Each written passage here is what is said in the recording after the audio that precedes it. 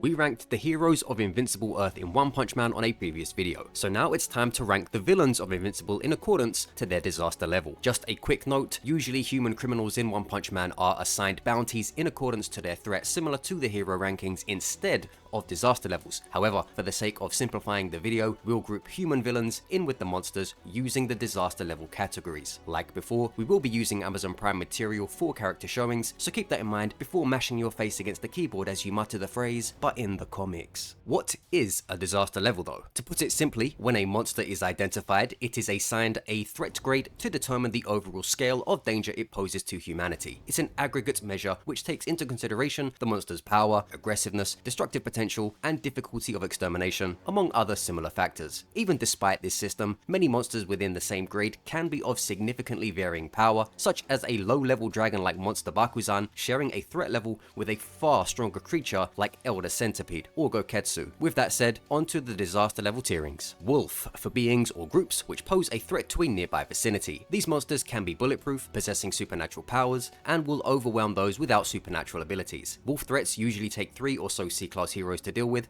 or 1 B-class hero. Tiger, for threats who pose a danger to a significant number of lives. They may take around several B-class heroes, or even a few A-class heroes at most to deal with. Monsters in this category can be known to smash physical structures through brute force, and may even operate around hypersonic speeds. Demon is for monsters which can threaten an entire city, which in One Punch Man are the size of countries. These monsters will usually require 10 A-class heroes to deal with, or 1 S-class hero. This tier of disaster level is wider than you'd think. Creatures like the Deep Sea King are middling threats capable of eating nuclear level attacks and have combat movements comparable to Red Rush's speed, as shown by the ability to speed blitz hypersonic A-class heroes and contest S-class combatants like Sonic and Genos. Meanwhile, higher demon level threats like Awakened Cockroach can dodge attacks at the speed of light, and monsters like Bug God are significantly tougher than mid-level demons who can tank condensed city to mountain level firepower. Finally, we have Dragon, a threat which endangers multiple regions of Earth. No amount of A-class heroes will ever sit these guys down, and it's down to S-class heroes to deal with these threats who can cause wide-scale destruction. Physically, they're capable of combat speeds into the faster than light range, which is different from traveling speed to remind some of you who need reminding, and they possess outrageous amounts of power which involve being able to destroy entire meteors, continents, or even the planet itself. Villains of Invincible stand for my tier list. Kill Cannon blasts his way in first. Bet you forgot about this guy, huh? Sporting bulletproof armor and an arm cannon. Shocking,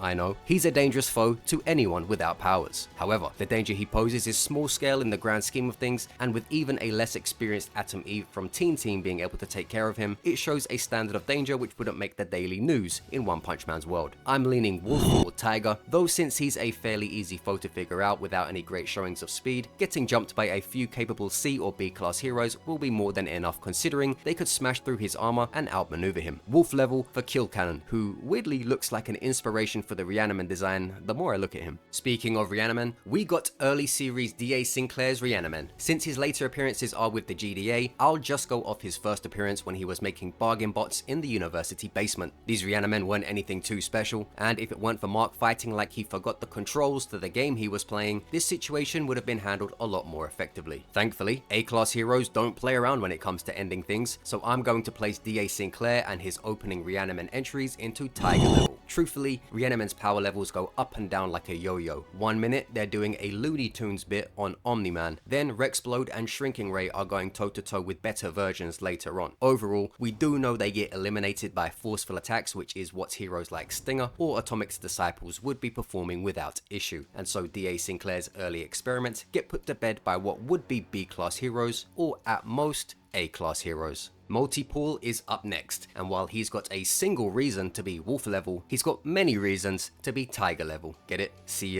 what I did there? Anyway, I'll explain. As a single person, Multipool is nothing special. He's just essentially a slightly enhanced human with some decent skills. However, as many people, he starts to become a problem for those who aren't exactly operating at significant superhuman levels. Multipool as a single person likely isn't beating most C-class heroes and would get stomped by Moomin Rider, but 20 or 30 multipools may start to become an issue for a small group of C-class heroes by sheer numbers and longevity. I think even a bunch of multipools can still be in Wolf, since C-class heroes are not ordinary humans like some mistakenly believe. Even Tank Top Tiger survived several explosions directly hitting his chest.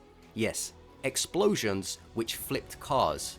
So no, C-class heroes aren't just athletes, or whatever the hell a few of you guys were convinced about in the other video. So you can even argue a few C-class heroes would tank and wade through many multi-pools. Actually, now that I'm thinking about it, it could even be wolf level, since C-class heroes are basically like a bunch of MCU Captain Americas. So around 3 of them should be able to tear through multi-pools crowds like a Musou game. However, since multi-pool is a decent fighter and he's quite creative and ruthless with his powers, I'll put him at Tiger level, but just barely. This next guy looked cool as hell in season 4, Magnattack. Unfortunately, he didn't last too long. Regardless, he wouldn't be doing much work in One Punch Man either. While his projectiles would likely be dangerous to C-class heroes, they are notably stronger and faster than someone like him. Even Titan's wife was able to dodge one of Magnattack's blades, and she did it while holding her kid. So I'm not about to hear anyone tell me a C-class hero can't. A high-level C-class hero has a good shot of dealing with Magnattack alone. However, if 2 or 3 jump him, it's effectively a wrap. Most C-class heroes have the skills along with the ability to cause some real damage at this scale of fight. I mean, check D-pad punching a guy into the air with ease, or swinging around funeral suspenders like a human wrecking ball as if he weighs nothing. Wolf level tiering,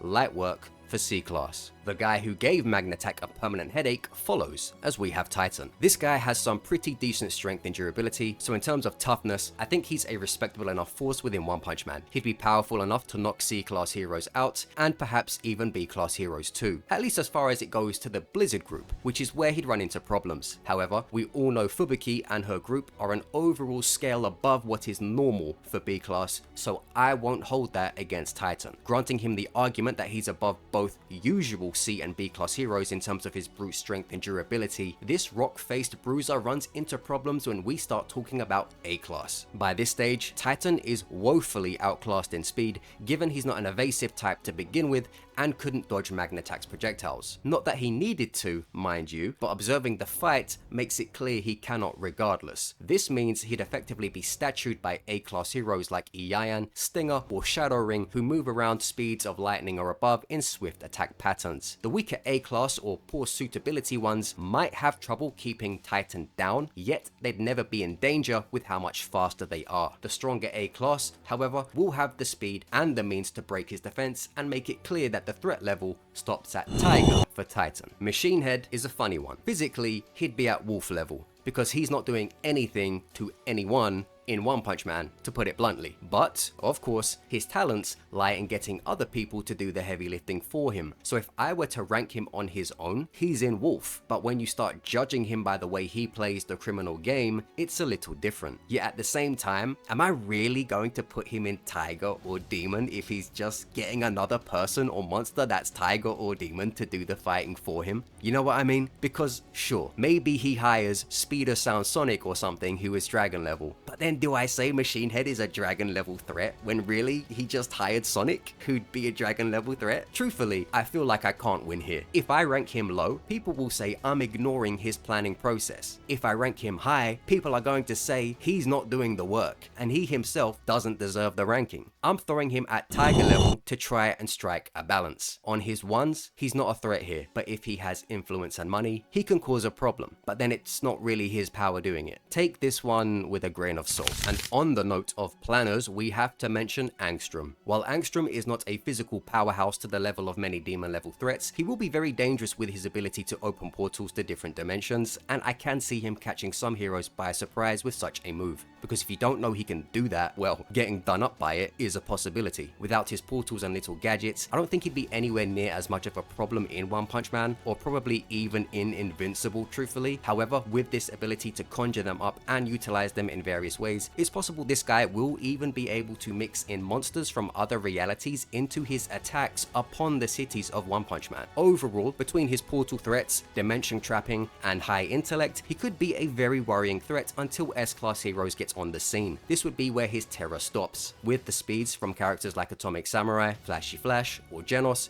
portals or not. He's not going to catch any of them slipping, nor will he be offered the same level of grace Invincible's heroes have given him. Demon level for Angstrom, since S-class heroes will be able to speed blitz him and evade his portals with ease. Great powers, but not enough raw stats to get higher than Demon. In this verse, he'd basically be a low budget blast who can be one-shotted. Mauler twins double up onto the scene, and this marks the first villain in this video that One Punch Man heroes would just blatantly assume to be actual monsters and not weird humans or robots. The Mauler twins are strong foes not to be trifled with. Light ammunition doesn't bother them, and they can exert enough force to hurt characters like the Immortal. So if they throw a punch your way, it's in your best interest to move. Added, they're smarter than they look too, usually carrying some form of weaponry or invention with them during their villainous activities. We know from the show that Red Rush, who's roughly massively hypersonic, is significantly faster than them both, as seen by how he speed blitzed them and gave them enough knuckle sandwiches in what I'd call a fast food buffet. But of course Red Rush doesn't hit hard enough to finish the job. What we can tell from their durability and level of strength is that they'd likely be a real danger for most A-class heroes, yet could be comparable in speed to them, or perhaps slower than the best ones like Atomic's disciples. Unfortunately for them, the S-class is another story. The majority of those heroes will be frighteningly faster than the Mauler twins since they're mostly FDL in combat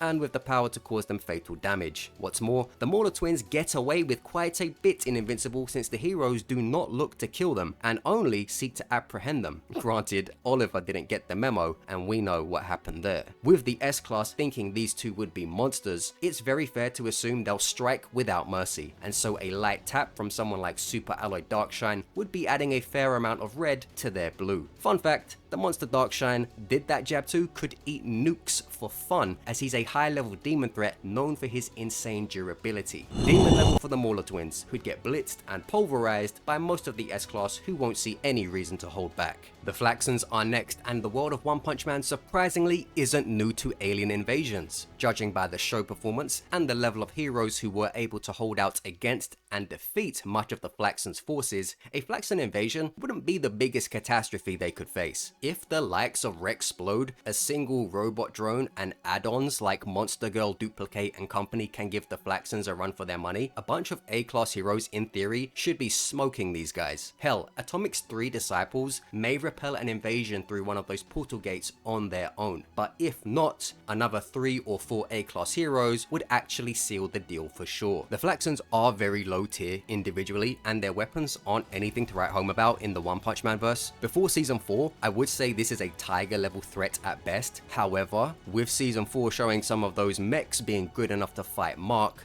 I'd upgrade it to Demon level. However, they made those mechs because of Omni-Man, and in this instance, coming to One Punch Man would mean they didn't experience Omni-Man. So they're just going to turn up like they did the first time in season 1 and then get rolled by a wave of C, B, and A class heroes. Any S class hero here becomes overkill. Tiger level for the Flaxons if we go by an initial first invasion. If they kept coming back, maybe it'd get to Demon eventually, but just off one invasion, it's Tiger. If the neutered version of the Guardians could hold out, then it's a no-brainer that a bunch of strong A-class and supporting Cs and Bs cover this. Hail Mary would be a handful that you'd need more than the A-class for. I know the version which Nolan and Mark fought had its pain signals removed, but for the sake of it, we'll just grant that Hail Mary without pain signals removed isn't much different. The fact we know that this monster outstrengthened Nolan by tying him up in those tentacles, and even smacked him around to the point where Mark had to save him, this puts some good stocks in Hail Mary, and while it will be a slow creature compared to the combat speed of One Punch Man, it's still a big and powerful creature capable of a lot of destruction, which probably won't go down easy. For this, I put it in Dragon level. The size, strength, and inconvenience of such an opponent will make it so nothing beneath S-Class can deal with this thing, and the weaker S-Class heroes will likely not be able to get the right amount of leverage or positioning to make a real meaningful death blow on it. As for another big monster, we have Mr. Lu. I'm throwing him in here with Hail Mary in Dragon tier, but for a different reason. Stats wise, I see Mr. Lu as more of a high demon threat similar to that of 100 Eyes Octopus. However, while I'd have put him in Demon tier overall, his special ability of regeneration is why I'll upgrade him to Dragon. being a big and dangerous monster who can cause a lot of destruction while seemingly coming back to life over and over for a reason which will be very hard for the heroes to figure out, grants him dragon level in a similar sense to someone like Melzagard. That alien was getting obliterated by S-class heroes over and over, but his constant healing is what allowed him to stay dangerous. Mr. Lu, similarly, would be killed by many S-class heroes' attacks. However, his ability to resurrect despite it would be what creates the biggest problem for overcoming him. I'm not sure if I'm overestimating him here, or just giving him the benefit of being a huge monster since they're always kind of treated differently from normal side threats in superhero narratives. So, you know, let me know if you think differently. And if you hate my Invincible tier lists, you might be saying, "You can't keep getting away with it!" Just like our next guy, Powerplex. The funny thing about Powerplex is that if you're stronger and faster than him, you can beat him pretty easily by just restraining him or using some non-hitting method to stop him. However, most people who encounter him for the first time aren't going to know about that unless they know about it beforehand. If a smart hero takes on Powerplex, he's probably nothing more than a tiger level threat, possibly lower. But if heroes turn up and start beating the absolute crap out of him, it may escalate to a point where he reaches demon level. His energy attacks and physicality will reach a point which is fatal to A-class heroes if he's allowed to power creep. But if he's tied up early on, then most A-class heroes would be able to restrain him. So this is just one of those strange cases. Also, I don't think we ever saw it. What happens if you cut Powerplex? If he can be stabbed or sliced, then Atomic's disciples handle this regardless of the approach. If they can't, then it'll take one of the more strength-based heroes to hold him down for an arrest. Anyways, tiger level on the basis that once they figure out how he works after beating him the first time, regardless of what level he reaches, from that point onward, the hero association will have him figured out and everyone will know the strat. And when you know the strat, Powerplex is actually not a big issue at all for anyone stronger and faster than him in base mode. Alright. Time for a little speed round before the big dogs. Sequids can be taken two ways. When they're at a smaller level, they'd be very easy to deal with for the majority of heroes who are swift and lethal enough to strike these critters and deal with their advances. So, early Sequids without much momentum, nothing more than tiger level. Assuming they find a way to get their squishy tidal waves going where things get a bit more complicated, a larger scale would be upgraded to Demon just for the amount of moving parts and mass to deal with. However, as we know from the Black S versus Atomic fight, Atomic could literally just cut up an entire horde of Sequids like they were nothing. Seriously, it's actually crazy to imagine how easily Atomic would slice his way through these. Atomic and his disciples would make mincemeat of the best the Sequids have to offer, so no higher than Demon. Doc Seismic as a single opponent is not a big deal. However, as we know, he usually comes with some form of monstrous force, so if we are to assume Doc Seismic will bring some worthwhile monsters from One Punch Man setting with him, we could see a Demon level threat at best. Again, Doc Seismic's attempts are usually always repelled by a holding back mark and or a bunch of Reanimen and lesser heroes, so if they can do it, even a collaboration of A-class heroes should be able to repel him, but if not, it wouldn't take much force from S-class to handle. So again, Demon level tiering at best for any planned seismic catches. Lizard League on all that, and they regularly compete with characters like Rex, Ray, Duplicate, people like that. Honestly, the A-class heroes like Atomic's disciples, Stinger, Death Gatling and such should be able to take the Lizard League pretty handily in a team outcome, so Tiger level threat is where I'd put them, as they're going to be very open to A-class speeds and even more vulnerable to A-class power. Okay, Viltrumite time. Conquest, Anissa, and Thragg as individuals would be very dangerous threats to humanity. With the level of strength and sheer momentum these Viltrumites can perform, it's a no-brainer that no A-class heroes will be able to handle this level of meat coming at them. They'd be dragon level threats without a shadow of a doubt, purely for their destructive capabilities, flight, and ruthlessness. It'd take very concentrated efforts to deal with individuals like these top level Viltrumites, so the best heroes in the cities will be expected to step forth to settle the disputes with any of these alien invaders. If you'd like to know how a Tatsumaki versus Thragg battle would go, look no further, because I've already made that video for you, so be sure to check that out after this if you haven't already. And by association, Battle Beast would also be classified as a dragon level threat for being able to keep up with the strongest Viltrumite himself. Battle Beast would actually love being in One Punch Man, I think, and it's possible this guy becomes an accidental hero of sorts instead. Imagine Battle Beast just scouring the cities constantly looking for newer and tougher monsters which appear. He'd be a monster killing machine, which would probably save a lot of work for the heroes. However, thinking of him as a threat instead who goes after heroes, Then, as said, dragon level due to his toughness, potency, and overall capabilities. Now, I know there is no god tier in this list, and that is obvious because none of them scale above Boros, and if he didn't get god, well, these guys aren't either. Anyhow, I know I didn't get every single villain in, but this video would have been too long by that point, so I tried to hit the main ones I could remember, or I left out ones I haven't seen enough of as of recording, such as Dinosaurus. But feel free to tell me where you think he would be. Anyway, let me know in the comments. Thanks for watching, like the video, catch you on the next one.